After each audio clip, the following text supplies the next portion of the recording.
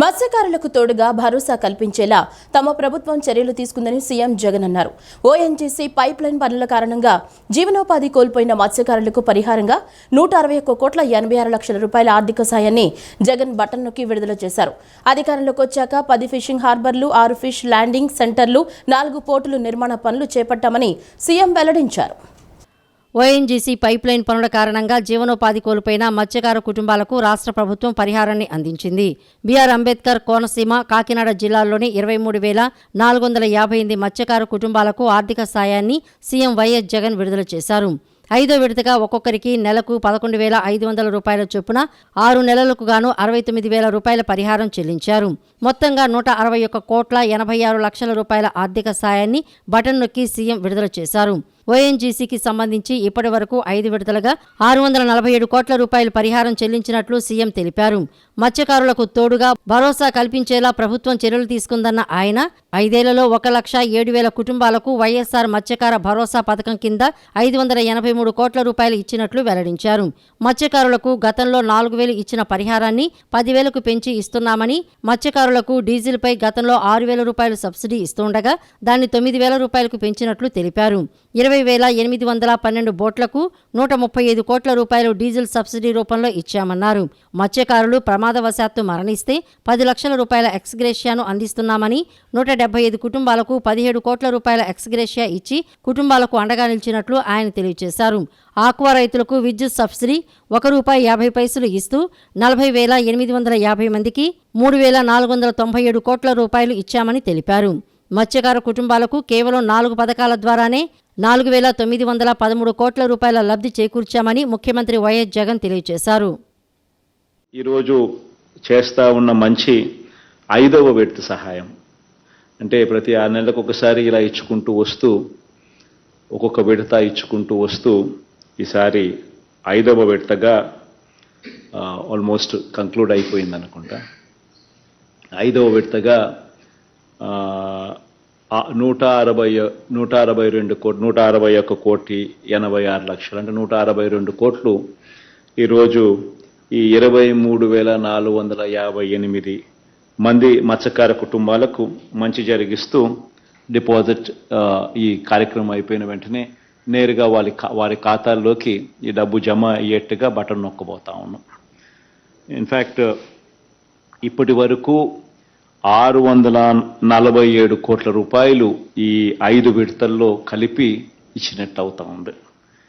ఈ కుటుంబాలకు అందరికీ కూడా అంబేద్కర్ కోనసీమ జిల్లాలో 16,408 కుటుంబాలు, కాకినాడ జిల్లాలో మరో 7,050 కుటుంబాలు, వీళ్ళందరికీ కూడా ఉపాధి కోల్పోయిన వీళ్ళందరికీ కూడా మంచి జరిగిస్తూ ఈ కార్యక్రమం వేగంగా అడుగులు ముందుకు పడతా ఉంది.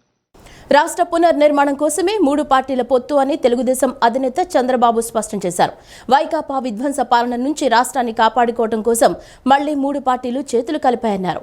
ఈ పొత్తు జగన్ను ఓడించడం కోసమే కాదు, రాష్ట్రాన్ని గెలిపించడం కోసమని పేర్కొన్నారు.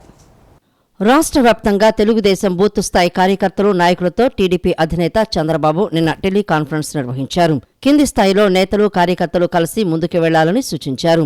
విభేదాలను పక్కన పెట్టి గెలుపు ఒకటే లక్ష్యంగా పనిచేయాలని దిశానిర్దేశం చేశారు. ఈ ఎన్నికల్లో ప్రతి ఓటు, ప్రతి సీటు ముఖ్యమేనని అన్నారు. టీడీపీ, బీజేపీ, జనసేన కూటమి 160కి పైగా సీట్లు సాధించాలన్నారు. వాడవాడలా 3 జెండాలు కలిసి సాగాలని శ్రేణులకు పిలుపునిచ్చారు.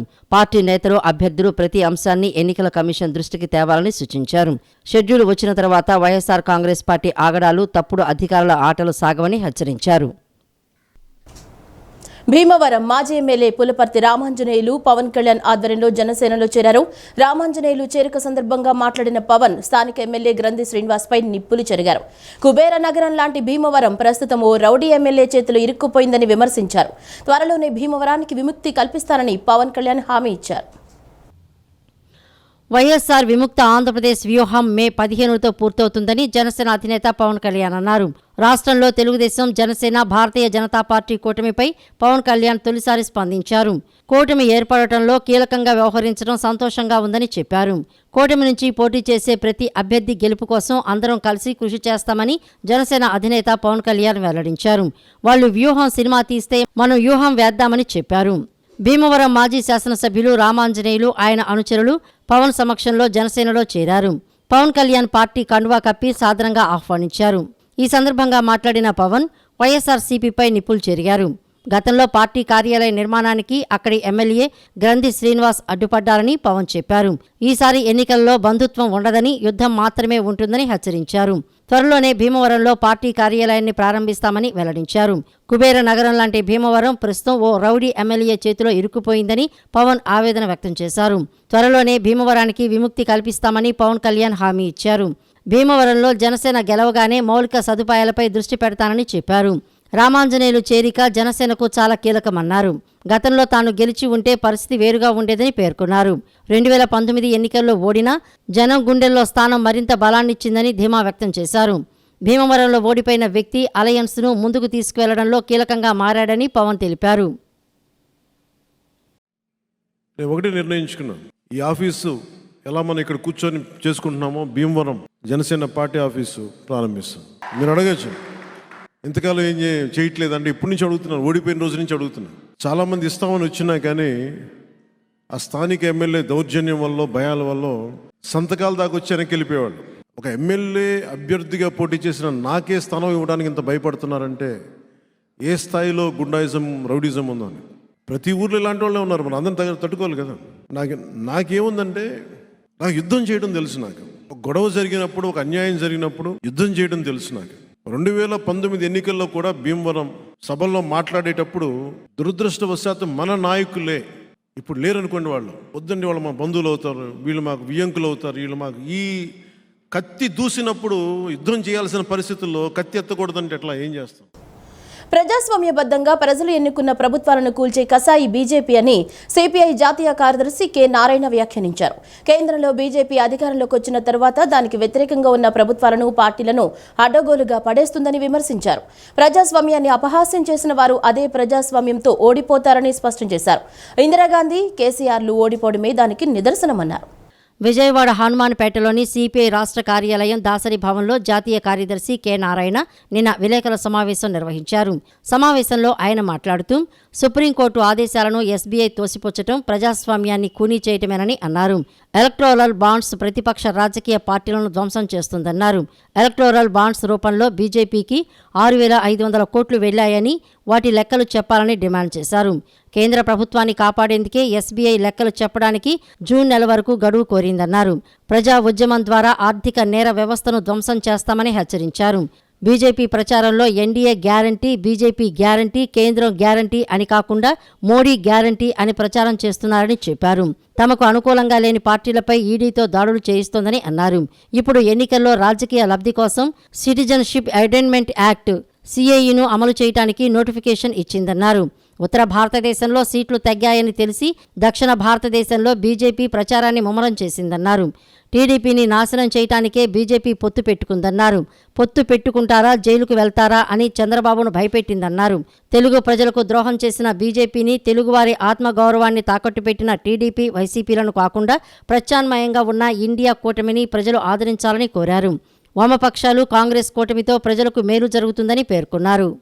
నలగొట్టి, బెదరగొట్టి, భయభ్రాంతం చేసి పెడితే సంతకం పెట్టు, లేకుండా జైలు పోయి అంటే సంతకం పెట్టాడు. ఇప్పుడు నాకేంటంటే ఆ సంతకం పెట్టి ఆయన పోతే మాకు పోయేదేం లేదు. కానీ తెలుగు ప్రజానికానికి ఎంత అన్యాయం చేసేటువంటి రాజకీయ శక్తులు తెలుగు ఉన్నాయి. ఇక్కడ తెలుగు ప్రైడ్ దేశం మొత్తం నిరూపించింది ఎన్టీ రామారావు. అది టీడీపీ పార్టీ. ఫ్రీ పవర్ ఇవ్వడానికి వీళ్ళని కేంద్రం చెప్తే కూడా రాజశేఖర రెడ్డి సెంట్రల్ ఫైట్ చేసి నిలబెట్టి తెచ్చుకున్నాడు. అంటే రాజశేఖర రెడ్డి కానీ ఎన్టీ రామారావు కానీ ఒక విధంగా తెలుగు ప్రజలకి న్యాయం చేకూర్చారు. ఇప్పుడు ఆ తెలుగు ప్రజల యొక్క మానభంగాన్ని తీసుకెళ్ళి ఢిల్లీలో ఆ పదాలను పెట్టేశారు. ద్రోహులు ఎవరు ఇప్పుడు తెలుగు ప్రజలకి? తెలుగు ప్రజలకు ద్రోహులు ఎవరు ఉంటే మొట్టమొదటి ద్రోహి బీజేపీ. 10 ఏళ్ళుగా మన రాష్ట్రం పడుకొని ఒక్క పైసా సహాయం చేయకుండా పెట్టినవాళ్ళు. విభజన చట్టాలు కానీ తోలి చెప్తాను నేను, దాని పోలే.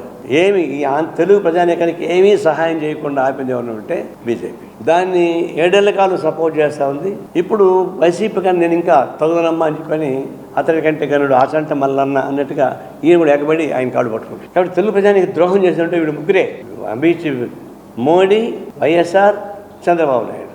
వీళ్ళు ముగ్గురు తెలుగు ప్రజానీకాన్ని నిలవున ఖూనీ చేస్తున్నారు. వాళ్ళ మానభంగాల్ని నాశనం చేస్తున్నారు. అంటే మిగతా విషయం ఒకవేళ అది కేంద్ర ప్రభుత్వ నిర్ణయం కావచ్చు, కేంద్ర ప్రభుత్వానికి వ్యతిరేకంగా పోరాటం చేయడంలో ఎవరి వంతు పాత్ర వారు పోషించవచ్చు.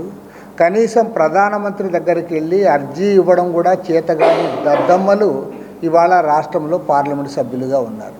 సిగ్గుచేటిది. ఎందుకంటే విశాఖ ఉక్కు కార్మికులు ఢిల్లీలో ధర్నా చేస్తేనేమో ఎంపీలందరూ వచ్చి సంఘీభావం ప్రకటిస్తారు, ధర్నాలో పాల్గొంటారు. అదే పార్లమెంట్లో ఉండే ప్రధానమంత్రి దగ్గరికి వెళ్ళి ఒక అర్జీ ఇవ్వడం కూడా వీళ్ళకి చేతగాలి, భయపడిపోతూ ఉన్నారు. కాబట్టి ఏమంటే దీనిపైన ఒక స్పష్టమైన వైఖరి కాంగ్రెస్ పార్టీ తీసుకుంది. అదేవిధంగా సిపిఐ, సిపిఎం మేము ముందు నుంచి కూడా ఈ పోరాటంలో ఉన్నాం. దాదాపు 1125 రోజులుగా అక్కడ ఉన్న కార్మికులు జాయింట్ యాక్షన్ కమిటీగా ఏర్పడి వాళ్ళ పోరాటాన్ని ముందుకు తీసుకుపోతూ ఉన్నారు. అదేవిధంగా విశాఖ ఉక్కు ఫ్యాక్టరీ యూనియన్ ఎన్నికల్లో ఏఐటీసీ అక్కడ గుర్తింపు యూనియన్గా కూడా గెలిచి ఆ పోరాటాన్ని మరింత ముందుకు తీసుకుపోతాం. జగన్మోహన్ రెడ్డి పాలనలో నగరంలోని అన్ని నియోజకవర్గాలు అభివృద్ధి పదంలో ముందుకు వెళుతున్నాయని ఎమ్మెల్యే వెల్లంపల్లి శ్రీనివాస్ అన్నారు. విజయవాడ నగరాభివృద్ధికి సీఎం జగన్ పెద్దపీట వేస్తూ నిధులు కేటాయిస్తున్నారని చెప్పారు. నగరంలోని అన్ని ప్రాంతాల్లో మౌలిక సదుపాయాలు కల్పిస్తున్నారని అన్నారు. టీడీపీ ప్రభుత్వంలో జరిగిన అభివృద్ధిని వైసీపీ ప్రభుత్వం చేసి చూపించిందన్నారు. జగనన్న రావాలి, శ్రీనన్న కావాలి కార్యక్రమంలో భాగంగా సెంట్రల్ నియోజకవర్గం 1వ డివిజన్లో నిన్న ప్రచార కార్యక్రమాన్ని నిర్వహించారు. డిప్యూటీ మేయర్ అవుతు శ్రీశైలజారెడ్డి, కార్పొరేటర్ ఉద్దంటి సునీత సురేష్, వైసీపీ నాయకులతో కలిసి వైఎస్ఆర్సీపీ సెంట్రల్ నియోజకవర్గం సమన్వయకర్త ఎమ్మెల్యే వెల్లంపల్లి శ్రీనివాసరావు నిన్న సాయంత్రం మురళీనగర్ ఏరియా తదితర ప్రాంతాల్లో పర్యటించారు. ప్రతి ఇంటికి వెళ్లి వైసీపీ ప్రభుత్వం చేసిన అభివృద్ధి, సంక్షేమాన్ని వివరిస్తూ కరపత్రాలను పంపిణీ చేశారు. ఈ సందర్భంగా వెల్లంపల్లి మాట్లాడుతూ మళ్లీ జగనన్న రావాలని ప్రతి ఒక్కరూ కోరుతున్నారని అన్నారు. కృష్ణలంక రిటైనింగ్ వాల్ కట్టింది తామే, ప్రారంభించింది తామే అని తెలిపారు. ఒకసారి చంద్రబాబు, పవన్ కళ్యాణ్ కృష్ణలంక రిటైనింగ్ వాల్ ని సందర్శించాలని కోరారు. 14 ఏళ్లు ముఖ్యమంత్రిగా ఉన్న చంద్రబాబు చేయలేని పని జగన్మోహన్ రెడ్డి చేసి చూపించాడని తెలిపారు. దీర్ఘకాలికంగా పెండింగ్ లో ఉన్న ఇళ్ల పట్టాల రిజిస్ట్రేషన్ కూడా చేసింది జగన్మోహన్ రెడ్డి అని కొనియాడారు. చక్కటి కార్యక్రమాలు చేసే జగనన్నపై బురద చల్లటం సబబు కాదన్నారు. విజయవాడలో 3 నియోజకవర్గాలు గెలవబోతున్నామని అన్నారు. పట్టాల రిజిస్ట్రేషన్ సమస్య మీద ఈ రోజు వాటన్నిటిని కూడా రెగ్యులేట్ చేయడం జరిగింది. దాదాపు 20,000 మంది వరకు కూడా 22A ఉండేవి. చంద్రబాబు పట్టించుకోవాలా, నారా లోకేష్ పట్టించుకోవాలా, పవన్ కళ్యాణ్ పట్టించుకోవాలా, మా ముఖ్యమంత్రి గారు పట్టించుకొని వాళ్ళందరికీ పూర్తి హక్కులు కల్పిస్తూ సుమారు విజయవాడ నగరానికి సంబంధించి 30,000 పైబడి ఇళ్ల స్థలాల పట్టాలను రెగ్యులేట్ చేసే విధంగా మన అందరికీ కూడా రిజిస్ట్రేషన్ సౌకర్యం కల్పించే విధంగా కొంతమందికి 22A నుంచి తొలగించి వాళ్ళకి పూర్తి హక్కులు కల్పించే విధంగా చేసిన వ్యక్తి మా ముఖ్యమంత్రి జగన్మోహన్ రెడ్డి గారు. ఇన్ని చక్కటి కార్యక్రమాలు చేస్తుంటే చంద్రబాబు ఎప్పుడైనా కానీ పక్కనే ప్రకాశం బ్యారేజీ పక్కనే ఆయన ఇల్లు ఎప్పుడు రిటర్నింగ్ వాళ్ళు కట్టాలనుకోలా, ఇక్కడున్న ప్రజలకి వాళ్ళ ఇంట్ల మీద హక్కులు కల్పించాలని చెప్పి అనుకోలా. కానీ మా ముఖ్యమంత్రి గారు, మా జగన్మోహన్ రెడ్డి గారు ఇవన్నీ చేశారు. అందుకే విజయవాడ నగరంలో 3 ఎమ్మెల్యే టికెట్లు, ఎంపీ టికెట్ మొత్తం కూడా వైసీపీని గెలుచుద్ది. గతంలో పొరపాటున ఈస్ట్ కాన్స్టిట్యూన్సీ తో తెలుగుదేశం వచ్చింది. ఈసారి ఈస్ట్ గానీ, వెస్ట్ గానీ, సెంట్రల్ గానీ, ఎంపీ గానీ, ఎన్టీఆర్ పార్లమెంట్ గానీ 7కు 7 గెలిచి జగన్మోహన్ రెడ్డి గారికి గిఫ్ట్ ఇవ్వడానికి ఈ ప్రజలంతా సిద్ధంగా ఉన్నారని చెప్పని మీ ద్వారా నేను తెలియపరచుకుంటాను. డిప్యూటీ మేయర్ అవుతు శ్రీశైలజారెడ్డి, కార్పొరేటర్ ఉద్దంటి సునీత మాట్లాడుతూ తెలుగుదేశం పాలనలో ఈ ప్రాంతం నిర్లక్ష్యానికి గురైందని, ఎటువంటి అభివృద్ధి జరగలేదని పేర్కొన్నారు. వైసీపీ ప్రభుత్వం వచ్చిన తర్వాత అన్ని రకాల మౌలిక సదుపాయాలు కల్పించారని చెప్పారు. అర్హులైన ప్రతి ఒక్కరికి సంక్షేమ పథకాలు అందుతున్నాయని అన్నారు. గౌరవ ముఖ్యమంత్రి గారి పాలనలో ముందుకెళ్తా ఉంది. అలాగే ఇవాళ విజయవాడ నగరంలో గౌరవ ముఖ్యమంత్రి గారు వచ్చి కోట్ల రూపాయల అభివృద్ధి ఫలాలకు శంకుస్థాపన. ఏదైతే మన విజయవాడ నగరానికి ముంపు వరద రాకుండా మరి రిటైనింగ్ వాల్ అనేటువంటిది గతంలో 130 కోట్ల రూపాయలు పెట్టి శంకుస్థాపన చేసాం. ఈరోజు జగన్మోహన్ రెడ్డి గారి నాయకత్వంలో అది వాల్ ఓపెన్ కూడా చేసుకోవడం జరుగుతూ ఉంది. ఇది కాదా ప్రభుత్వం యొక్క ప్రజల మీద ఉన్నటువంటి బాధలు ఏవైతే ఉన్నాయో అవన్నీ తీర్చే విధంగానే ముందుకెళ్తామని తెలియజేసుకుంటా ఉన్నాం. ఈ డివిజన్లో కూడా పెద్ద ఎత్తున మా కార్యకర్తలు అందరూ, మహిళా వాళ్ళందరూ కూడా పాల్గొన్నారు. రానున్న రోజుల్లో ఏదైతే వైఎస్ఆర్సీపీ 2024 ఎన్నికల్లో మేమందరం కూడా సిద్ధము. మహిళా వాళ్ళు ముఖ్యంగా ఓటు వేయడానికి రెడీగా ఉన్నారు. ఎందుకంటే ప్రతి ఒక్క మహిళకి కూడా నేరుగా ఇంటికి, చేతికి లబ్ధి చేరింది. ఇది మా ప్రభుత్వం యొక్క, మా జగన్మోహన్ రెడ్డి గారి యొక్క లక్ష్యం అని కూడా తెలియజేస్తారు. వాటర్ ప్రాబ్లం చెప్పారు. ఎమ్మటి 5 బోర్లు శాంక్షన్ చేసి ఈసారి ధన్యవాదాలు తెలుపుకుంటున్నాం.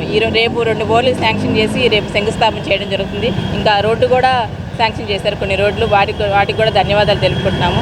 ఇలాగే గత ప్రభుత్వం చూసుకుంటే ఈ ప్రభుత్వం చూసుకుంటే ప్రజలు ఎన్నో సంక్షేమ పథకాలు మన జగన్మోహన్ రెడ్డి గారు ప్రవేశించడం జరిగింది. అమ్మఒడి, చేయూత, ఆసరా ఇలా మహిళలందరూ చాలా ఆనందపడుతున్నారు. వృద్ధులు కూడా మా ఇంటికి వచ్చి పెన్షన్ ఇస్తున్నారని చాలా ఆనందం వ్యక్తం చేస్తున్నారు. రేపు రాబోయే ఎలక్షన్స్లో కూడా అక్కడ జగన్మోహన్ రెడ్డి గారిని, ఇక్కడ వెల్లంపల్లి గారిని ఆశీర్వదించాలని మా డివిజన్ తరఫున మేమందరూ ప్రజలు ఓటు వేసి వాళ్ళని ఆశీర్వదిస్తామని మేము కోరుకుంటున్నాం.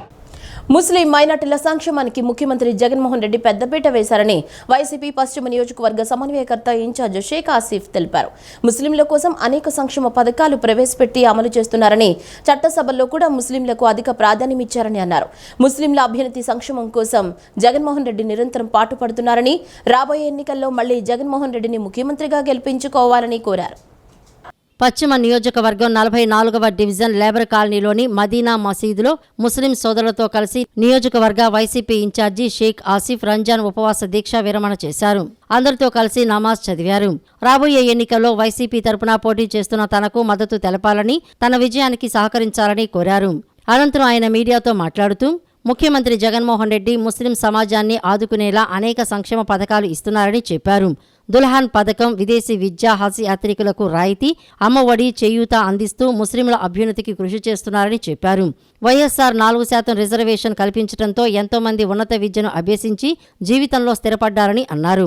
అన్ని విధాలుగా ముస్లింలను ఆదుకుంటున్న జగన్మోహన్ రెడ్డికి ప్రజలు అండగా నిలవాలని కోరారు. జగన్మోహన్ రెడ్డి గారు ముస్లిం మైనార్టీలకు పెద్దపీట వేసి ఈ రోజు అన్ని విధాలుగా ముస్లిం పెద్దలకి, ముస్లిం ప్రజలకి ఆదుకునే విధంగా అనేక సంక్షేమ పథకాలు ఇస్తున్నారు. దుల్హన్ పథకం కానివ్వండి, అలాగే విదేశీ విద్య కానివ్వండి, హజ్ యాత్రికులకు రాయితీలు కానివ్వండి, అలాగే అమ్మ ఒడిలో ఉన్న పిల్లలు కానివ్వండి, చేయూతలో ఉన్న పిల్లలు కానివ్వండి, అలాగే చేయూతలో ఉన్న ముస్లింస్ అందరికీ కూడా అనేక సంక్షేమ పథకాలు ఇస్తూ ఈ రోజు జగన్మోహన్ రెడ్డి గారు ఉర్దూ సెకండ్ లాంగ్వేజ్ ని కూడా చేయడం జరిగింది. స్వర్గీయ రాజశేఖర రెడ్డి గారు ముస్లింలకు 4% రిజర్వేషన్ ఇస్తే మళ్ళీ జగన్మోహన్ రెడ్డి గారు తన తండ్రి బాటలో నడుస్తూ ముస్లిం మైనార్టీలకి పెద్దపీట వేశారు. అలాగే ఎంతో మంది ఉన్నత స్థానాల్లోకి ఎదిగి ముస్లిం పిల్లలు డాక్టర్లు, ఇంజనీర్లుగా ఎదగడం జరిగింది 4% రిజర్వేషన్ వల్ల. మరి ఇన్ని విధాలుగా ఆదుకుంటున్న జగన్మోహన్ రెడ్డి గారికి ముస్లింస్ అందరూ తోడుగా ఉండాలి, ఆయన వెంట ఉండాలి, వైఎస్ఆర్ కాంగ్రెస్ పార్టీకి అందరూ అండగా ఉండాలని చెప్పేసి ఈ మీడియా సందర్భంగా తెలియజేసుకుంటూ, అలాగే ముస్లిం సోదరులందరికీ, ముస్లిం సోదర సోదరిమణులందరికీ రంజాన్ శుభాకాంక్షలు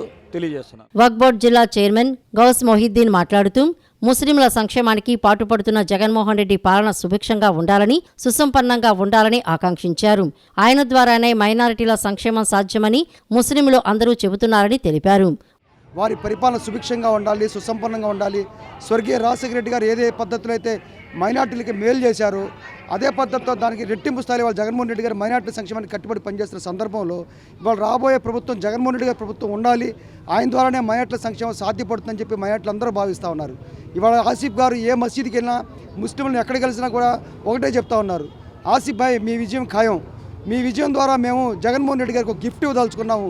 మన సంక్షేమానికి ఎవరైతే జగన్మోహన్ రెడ్డి కష్టపడతా ఉన్నారో, పాటుపడతా ఉన్నారో ఆయనకి మీ గెలుపు ద్వారా మేము ఒక మంచి సందేశం ఇవ్వదలుచుకున్నామని చెప్పి ముస్లిం సోదరు చెప్తా ఉన్నారు. తప్పనిసరిగా మా ముస్లిం సోదరు అందరి దీవెనతో రాబోయే రోజుల్లో వైఎస్ జగన్మోహన్ రెడ్డి గారి ప్రభుత్వం రావడం తథ్యం, అదే పద్ధతిలో ఇక్కడ ఆసిఫ్ భాయ్ గెలుపు తథ్యం అని చెప్పి ఈ సందర్భంగా తెలియజేస్తా ఉన్నాం. వైసీపీ నాయకులు మైలవరపు దుర్గారావు మాట్లాడుతూ, సీఎం జగన్ చేస్తున్న అభివృద్ధి సంక్షేమాన్ని గుర్తించి మళ్లీ ఆయనే ముఖ్యమంత్రి కావాలని ముస్లింలు ప్రార్థించారని అన్నారు. కూడా ఈ యొక్క వైఎస్ జగన్మోహన్ రెడ్డి గారు చేస్తున్న ప్రతి ఒక్క సంక్షేమాన్ని కానీ, అభివృద్ధిని కానీ ముందుకెళ్లే విధంగా వాళ్ళ ప్రార్థనలతో దీవించడం చాలా సంతోషంగా ఉంది. అలాగే ఈ నెల మొత్తం మైనార్టీ సోదరిమణులందరూ కూడా కఠోరమైనటువంటి ఉపవాస దీక్షలతో మరి ఎంతో పవిత్రంగా ఈ యొక్క రంజాన్ మాసాన్ని చేస్తుంటారు. వారి యొక్క ఆశీస్సులు ఎల్లవేళ ఈ రాష్ట్ర ప్రభుత్వం మీద, విజయవాడ నగర ప్రజల మీద ఆ అల్లా ఆశీస్సులు ఉండాలని చెప్పి మనస్ఫూర్తిగా కోరుకుంటూ, ఈ యొక్క సందర్భంలో మైనార్టీ సోదరులందరూ కూడా ఒకే మాట మీద షేక్ ఆసిఫ్ గారిని అత్యధిక మెజార్టీతో గెలిపించమని చెప్పి ఆసిఫ్ మొత్తం మైనార్టీ సోదరులు ముక్తకంఠంగా కోరడం జరుగుతుంది.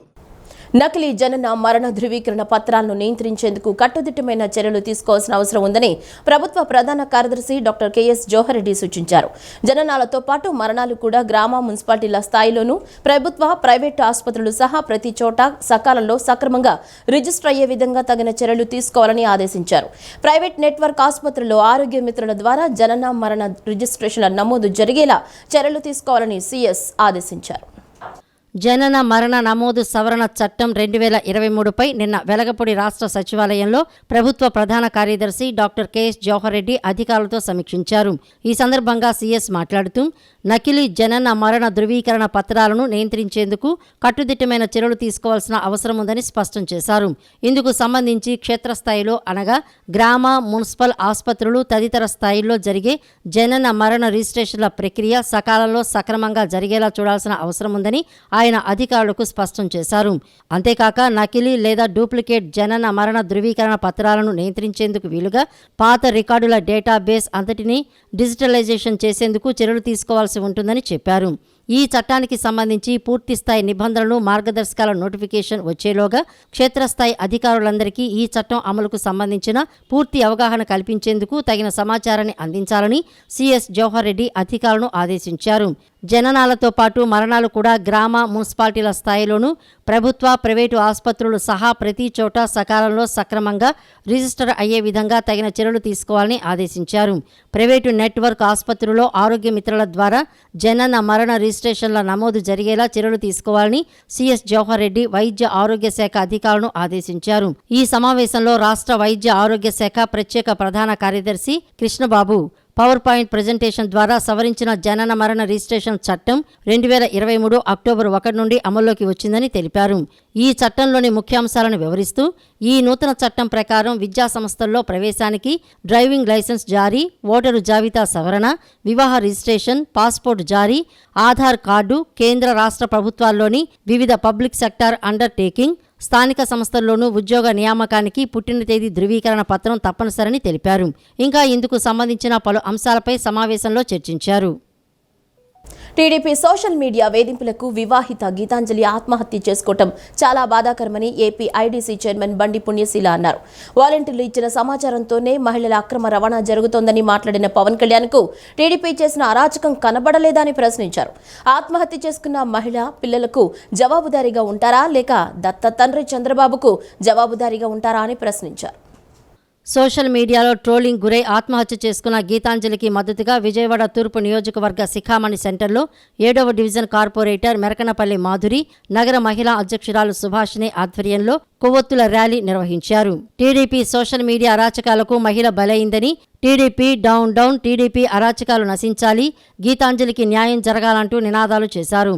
ఈ సందర్భంగా ఏపీ ఐడీసీ చైర్మన్ బండి పుణ్యశీల మాట్లాడుతూ ఐటీడీపీ దారుణాలకు ఒక మహిళ బలి కావడం బాధాకరమని పేర్కొన్నారు. దీనికి పవన్ కళ్యాణ్ ఏం సమాధానం చెబుతారన్నారు. 3 పెళ్లిళ్లు చేసుకున్న పవన్ కళ్యాణ్కు, ఆడ సంతానం లేని చంద్రబాబుకు ఆడపిల్లల విలువ ఏం తెలుస్తుందని ప్రశ్నించారు. ఏ ప్రభుత్వంలో కూడా జరగనంత గొప్పగా కొన్ని లక్షల విలువ చేసే ఇల్లు నాకు ఇచ్చారు. సొంత ఇంటిలోకి అడుగు పెట్టబోతున్నానని గీతాంజలి సంతోషానికి టీడీపీ ఇచ్చిన ప్రతిఫలం ఇదా అని ప్రశ్నించారు. ఆమె ఉసురు తగిలి రాబోయే ఎన్నికల్లో టీడీపీ, పవన్ కళ్యాణ్ మట్టి పార్టీలు మట్టి కొట్టుకుపోతాయని అన్నారు. ఇళ్ల పట్టాల రిజిస్ట్రేషన్ జరిగి కొన్ని లక్షల విలువ చేసేటటువంటి ఆస్తిని జగన్మోహన్ రెడ్డి గారు ఇచ్చారు. నన్ను ఆస్తి పర్రాల్ని చేశాడు, నేను సొంత ఇంట్లోకి అడుగు పెట్టబోతున్నాను, మరి నా ఇంట్లో పెన్షన్ వస్తోంది, అమ్మఒడి వస్తోంది, చేయూత వస్తోంది, జగన్ గారు మళ్ళీ మళ్ళీ రావాలి అని ఆ అమ్మాయి వ్యక్తం చేసినటువంటి ఆ సంతోషానికి మీరిచ్చిన ప్రతిఫలం ఇదా అని నేను అడుగుతా ఉన్నా. ఖచ్చితంగా వీళ్ళ ఉసురు తగిలి రానయ్యున్న ఎలక్షన్లో చంద్రబాబు నాయుడు నువ్వు నిన్ను మోసే పవన్ కళ్యాణ్ మట్టి కొట్టుకుపోతారని చెప్పని ఈ సందర్భంగా తెలియచేస్తూ మరి గీతాంజలి ఆత్మకి శాంతి కలగాలని, వాళ్ళ కుటుంబానికి ఆదరణ కలగాలని మనస్ఫూర్తిగా కోరుకుంటున్నాను. కార్పొరేటర్ మాధురి మాట్లాడుతూ జగన్ ప్రభుత్వంలో మంచి జరిగిందని సంతోషంగా చెప్పిన గీతాంజలి 4 రోజుల తర్వాత ఆత్మహత్య చేసుకోవడం బాధాకరమన్నారు. టీడీపీ ఎప్పుడూ మహిళలను కించపరుస్తూ మాట్లాడుతుందని, కానీ వైసీపీలో మహిళలకు ఎప్పుడూ పెద్దపీట వేస్తారని చెప్పారు. హింసించారని తెలియడం కూడా చాలా బాధాకరంగా ఉంది. వైఎస్ఆర్సీపీ ప్రభుత్వం ఎప్పుడు మహిళలకు అండగా ఉండే ప్రభుత్వం, మహిళా పక్షపాత ప్రభుత్వంగా అది నిలబెట్టుకుంటూ వచ్చింది.